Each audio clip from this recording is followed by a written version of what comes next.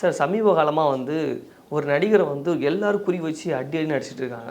சொல்லணும்னா நம்ம சூர்யா தான். சூர்யாவை வந்து தனிப்பட்ட முறையிலும் சரி அவரை தாக்குறாங்க, அவருடைய படம் தொடர்பான விஷயங்களும் தாக்குறாங்க, அவங்க குடும்ப சூழல் குறித்தும் தாக்குறாங்க. அஜெண்டாவோட பண்ணுறாங்களோ அப்படின்ற ஒரு தோணுதல் எல்லாருக்குமே இருக்குல்ல சார். எதுக்காக இப்போ அவர் தாக்கப்படுறாரு? தாக்கப்படுறாருன்னா, ஜோதிகா சில வருடங்களுக்கு முன்பு நீங்கள் வந்து கோயிலுக்கு கொடுக்குறத மருத்துவமனைக்கு பண்ணலாம் அப்படிங்கிற ஒரு வார்த்தையை விட்டாங்க. அந்த ஒரு வார்த்தை தான் சார். அந்த ஒரு வார்த்தையை தான் இன்னைக்கு வரைக்கும் பிடிச்சிட்டு இருக்காங்க.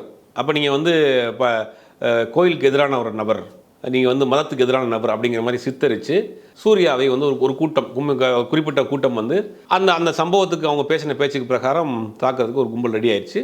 அதை தொடர்ந்து எல்லா படங்கள்லையும் பண்ணுறாங்க. படம் ரிலீஸ் ஆகிறப்ப ஒரு பெரிய ஒரு ஆபத்தான விஷயம், அசிங்கமான விஷயம், சினிமாக்குள் அரசியல், ஜாதி, மதம் வந்துருச்சு. சினிமாங்கிற ஒரு பொழுதுபோக்கு இண்டஸ்ட்ரி.